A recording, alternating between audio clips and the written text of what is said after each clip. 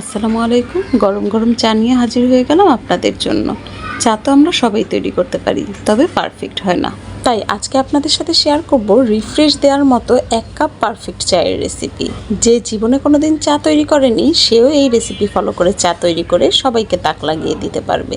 তাহলে চলুন আমরা এই চায়ের প্রস্তুত প্রণালীতে চলে যাই। প্রথমেই চুলায় একটি প্যান বসিয়ে নিয়েছি, আর এখানে দিয়ে দিচ্ছি 1 টেবিল চামচ চিনি।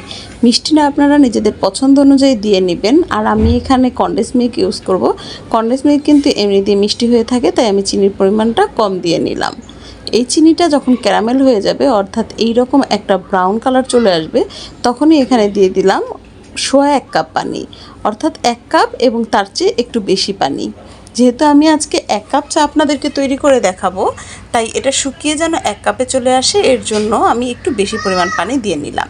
চায়ের পানিটা 2 মিনিটের মতো জাল করার পর দিয়ে দিব এখানে 1 টেবিল চামচ চা পাতা। চা পাতা দেওয়ার পর আমরা আরও 2 মিনিট পানিটাকে জাল করে নিব। এতে করে চা পাতার রঙটা খুব ভালোভাবে ছেড়ে নিবে। এবার দিয়ে দিচ্ছি 1.5 টেবিল চামচ কনডেন্স মিল্ক, আর কনডেন্স মিল্ক দিয়ে একটু ভালোভাবে নেড়ে চেড়ে মিশিয়ে নিতে হবে। তারপর 1 মিনিটের মতো আমরা জাল করব চাটাকে। এর মধ্যে কিন্তু আমাদের চা একদম তৈরি হয়ে গেল। এবার চাটাকে ছেঁকে নিয়ে নিব একটি কাপে।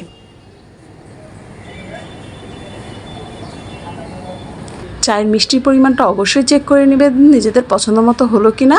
আমি আজকের মতো এখানে বিদায় নিয়ে নিচ্ছি। চলে আসবো আরেকদিন নতুন আরও একটি রেসিপি নিয়ে। সে পর্যন্ত সবাই ভালো থাকবেন, সুস্থ থাকবেন, আমাদের জন্য দোয়া করবেন। আল্লাহ হাফেজ।